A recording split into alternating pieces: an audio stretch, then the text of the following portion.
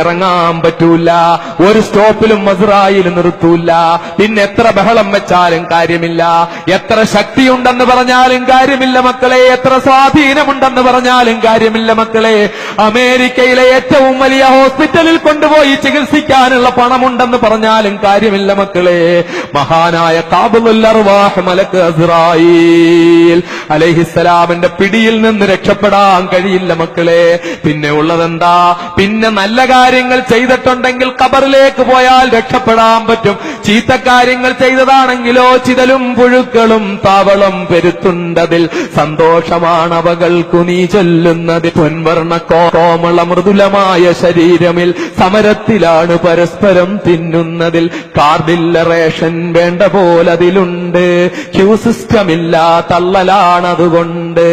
അങ്ങ് പോയി വെച്ചാൽ ആപ്പിൾ പൂ പോലെ മൃദുലമായി നീ സൂക്ഷിച്ചിരുന്ന നിന്റെ പ്രിയപ്പെട്ട ശരീരമുണ്ടല്ലോ, രാവിലെ പുറത്തേക്കൊന്നിറങ്ങുന്നതിന് മുമ്പ് എന്റെ പ്രിയപ്പെട്ട പെങ്ങളെ നീ എത്ര വട്ടമാ കണ്ണാടിയിൽ നോക്കുന്നത്? ഒരു മരണ വീട്ടിൽ പോകണമെങ്കിൽ നീ നിന്റെ മുഖം എത്ര വട്ടമാ മിനുസപ്പെടുത്തുന്നത്? എന്തൊക്കെയാ നിന്റെ മുഖത്ത് വാരി തേക്കുന്നത്? എത്ര വട്ടമാ കണ്ണെഴുതുന്നത്? എത്ര വട്ടമാ മുഖത്ത് കരി കൊണ്ട് കുത്തുന്നത്? എന്തൊക്കെ സാധനങ്ങളാ വാരി തേക്കുന്നത്? എത്ര നീ വാരി പൂശുന്നത്? ഇതെല്ലാമായിട്ടേ നീ മയ്യത്ത് കാണാൻ പോലും പോവുകയില്ലെങ്കിൽ പൊന്നുമോളെ, ആപ്പിൾ പൂ പോലെ മൃദുലമായി നീ സൂക്ഷിച്ച നിന്റെ ശരീരമുണ്ടല്ലോ, ഈ പ്രിയപ്പെട്ട നിന്റെ ശരീരം അങ്ങ് ഖബറിലേക്ക് കൊണ്ടുവച്ച് കഴിഞ്ഞാൽ, എന്റെ പ്രിയപ്പെട്ട അനുജന്മാരെ, ഗൾഫ് നാടുകളിൽ നിന്ന് കൊണ്ടുവരുന്ന അത്യന്താധുനികമായ ഫേസിൽ ഇടാൻ പറ്റിയ, മുഖത്തിടാൻ പറ്റിയ അത്യന്താധുനികമായ ക്രീമുകളിട്ട് മുഖം സുന്ദരമാക്കിക്കൊണ്ടിറങ്ങുന്ന എന്റെ പ്രിയപ്പെട്ട ചെറുപ്പക്കാരാ, ഇസ്രായേൽ വന്നങ്ങ് പിടിച്ചു പോയാൽ പിന്നെ ഈ മുഖം കൊണ്ട് എന്ത് ഗുണമാ ഉള്ളത്? പിന്നെ നീ സൂക്ഷിക്കുന്ന നിന്റെ ശരീരം കൊണ്ട് എന്ത് ഗുണമാ ഉള്ളത്? നീ വെയില് തട്ടാതെ കറുക്കാതെ സൂക്ഷിക്കുന്ന ഈ തൊലിയുണ്ടല്ലോ, അതെല്ലാം അങ്ങ് കൊണ്ടുവച്ച് കഴിഞ്ഞാൽ ചിതലും പുഴുക്കളും താവളം പെരുത്തുണ്ടതിൽ. നിന്റെ ശരീരം വന്നിട്ടിങ്ങനെ മത്സരിച്ച് മത്സരിച്ച് തിന്നലാണ്. അതിങ്ങനെ മത്സരിച്ച് യാതൊരു നിയന്ത്രണവുമില്ലാതെ ചിതലും പുഴുക്കളും വന്ന് കടിച്ചു കീറുകയാണ്. ആർക്കാണ് ധൈര്യമുള്ളത്? സ്വന്തം പ്രിയപ്പെട്ട ഭാര്യയെ ജീവനേക്കാൾ സ്നേഹിക്കുന്ന എന്റെ പ്രിയപ്പെട്ട അനുജന്മാരെ, സഹോദരന്മാരെ, വിനയപൂർവ്വം ചോദിക്കുക. ഭാര്യ പറയുകയാണ്, എനിക്കൊന്ന് സിനിമ കാണണം, എന്നാലും നീ വാ, നിന്നെ കൊണ്ടുപോകാമെന്ന് പറഞ്ഞ് ബൈക്കിന്റെ പുറകിലിരുത്തിക്കൊണ്ട് പൊന്നാനിയിലെയും കുറ്റിപ്പുറത്തെയും തിയേറ്ററിന്റെ മുന്നിൽ ക്യൂ നിൽക്കുന്ന പ്രിയപ്പെട്ട ചെറുപ്പക്കാരാ, എന്റെ ഭാര്യ പറയുകയാണ്, അവൾക്കൊന്ന് സീരിയൽ കാണാതെ ഉറക്കം വരുന്നില്ല, അതുകൊണ്ട് വീട്ടിലൊരു നല്ല TV വാങ്ങിക്കൊടുക്കണം, അവൾക്ക് സീരിയൽ കാണാൻ സമയവും കൊടുക്കണം. അങ്ങനെ ഭാര്യയ്ക്ക് സീരിയൽ കാണാൻ സമയം കൊടുത്ത്, സീരിയൽ കണ്ടൊഴുകുന്ന കണ്ണുനീരൊപ്പാൻ കർച്ചീഫും വാങ്ങിക്കൊണ്ട് കൊടുത്ത്, തന്റെ പ്രിയപ്പെട്ട ഭാര്യ സീരിയലിന്റെ ലോകത്തുകൂടെ വിരാജിപ്പിക്കുന്ന പ്രിയപ്പെട്ട ചെറുപ്പക്കാരാ, നിന്റെ പ്രിയപ്പെട്ട ഈ ഭാര്യയുണ്ടല്ലോ, അവൾ ചോദിച്ചതെല്ലാം നീ വാങ്ങിക്കൊണ്ട് കൊടുത്ത്, അവൾ ഇഷ്ടപ്പെട്ട വസ്ത്രങ്ങളെല്ലാം നീ വാങ്ങിക്കൊണ്ട് കൊടുത്ത്, അവൾ ഒരിക്കലും വിശുദ്ധ റമളാനിൽ നിന്നോട് പറഞ്ഞില്ല എനിക്ക് നോമ്പ് പിടിക്കാൻ അവസരം ചെയ്തു തരണമെന്ന് പറഞ്ഞില്ല.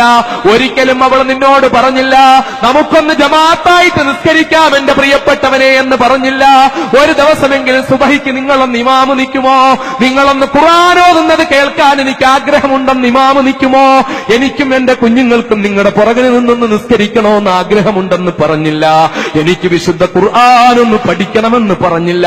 എനിക്ക് ഖുർആൻ ഓതാൻ അറിയത്തില്ല, ഞാൻ മംഗളം വായിക്കുന്നു, മനോരമ വായിക്കുന്നു, ഞാൻ വനിത വായിക്കുന്നു, നാനാ വായിക്കുന്നു, എല്ലാം വായിക്കുന്നു, പക്ഷേ എനിക്ക് വിശുദ്ധ ഖുർആൻ ഒന്ന് ഓതാൻ അറിയില്ല.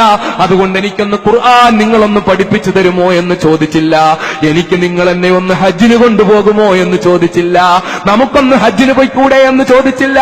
കാശുണ്ടായപ്പോൾ അവൾ പറഞ്ഞു നമുക്കൊരു നല്ല കാർ വാങ്ങാമെന്ന് പറഞ്ഞു. പക്ഷേ കാശുണ്ടായപ്പോൾ അവൾ പറഞ്ഞില്ല നമുക്കൊന്ന് ഹജ്ജിന് പോകാം പ്രിയപ്പെട്ടവനെ, നമുക്കൊന്ന് പോകാം, നമുക്ക് റസൂലുള്ളാഹിന്റെ തിരുമുന്നിലൊന്നെത്താം, നമുക്ക് ബീവി ഫാത്തിമയുടെ അടുക്കലൊന്നെത്താം, നമുക്ക് ആയിഷയുടെ തിരുമുന്നിലൊന്നെത്താം, നമുക്ക് ഖദീജയുടെ ഖബറിടത്തിലൊന്ന് പോകാം, നമുക്ക് അല്ലാഹുവിന്റെ പ്രിയപ്പെട്ടവരെ പോയി കാണാമെന്ന് പറഞ്ഞില്ല.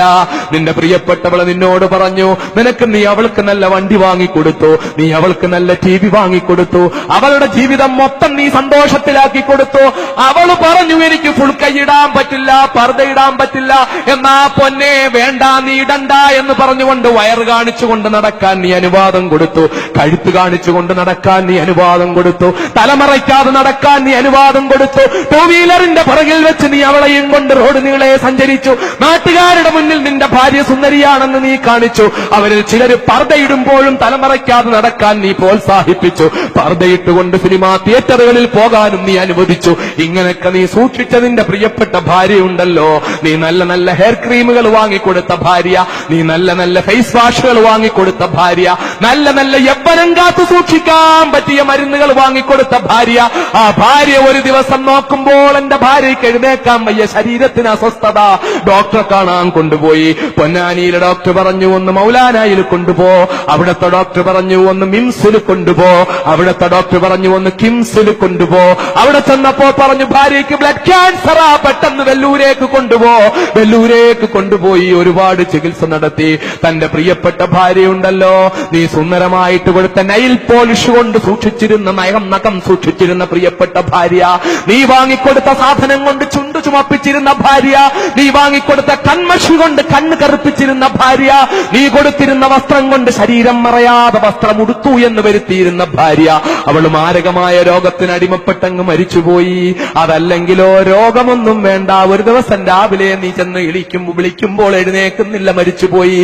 എന്റെ പ്രിയപ്പെട്ടവനെ, നിന്റെ പ്രിയപ്പെട്ട ഭാര്യയുടെ മയ്യത്ത് കൊണ്ടുപോയി കബറിൽ വെച്ചിട്ട് ആ പ്രിയപ്പെട്ട ഭാര്യയുടെ മുന്നിൽ നിന്ന് നീ ഇങ്ങ് തിരിച്ചു പോന്നിട്ട് നിനക്കുറക്കം വരുന്നില്ല, നിനക്കുറക്കം വരുന്നില്ല.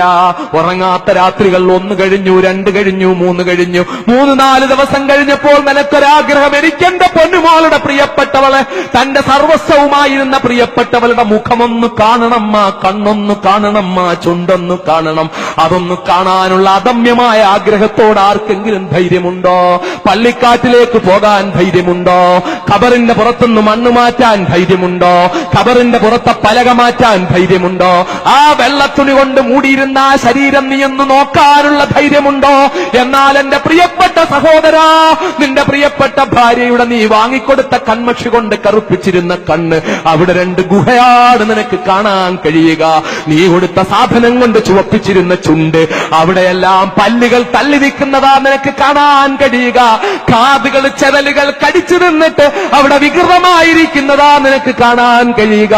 കാർഡില്ല റേഷൻ വേണ്ട പോലെ അതിലുണ്ട്, ക്യൂ സിസ്റ്റം ഇല്ല, തള്ളലാണതുകൊണ്ട്.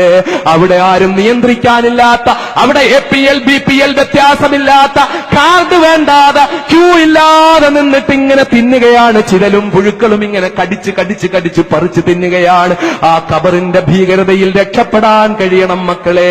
വാപ്പായെ കൊണ്ട് ഖബറിലടക്കിയിട്ട്, ഉമ്മായെ കൊണ്ട് ഖബറിലടക്കിയിട്ട്, വിലപിടിപ്പുള്ള വാഹനത്തിൽ, വിലപിടിപ്പുള്ള കാറിൽ ഖബറിന്റെ മുമ്പിലൂടെ ചീറിപ്പാഞ്ഞു പോകുമ്പോൾ ഒന്ന് നിർത്തി ഒരു അസ്സലാമു അലൈക്കും പോലും നിന്റെ വാപ്പാക്ക് പറയാതെ പോകുന്ന പ്രിയപ്പെട്ട മോനെ, നീയും നാളെ ഈ ഖബറിലേക്ക് പോകേണ്ടവനാ, നിന്റെ മക്കളും ഖബറിലേക്ക് പോകേണ്ടതാ. ഖബറിന്റെ ഏകാന്തത ഭീകരമാ. ആ ഭീകരമായ ഖബറിന്റെ ഏകാന്തതയിൽ, ആ ഭീകരമായ ഖബറിന്റെ ഏകാന്തതയിലേക്ക് പോകേണ്ടി വരുമ്പോൾ നിന്നെ രക്ഷിക്കാൻ ഈ സിനിമാ തമ്പുരാക്കന്മാർക്ക് കഴിയില്ല മക്കളെ, നിന്നെ രക്ഷിക്കാൻ ആർക്കും കഴിയില്ല മക്കളെ. അതുകൊണ്ട് നീ അല്ലാഹുവിലെ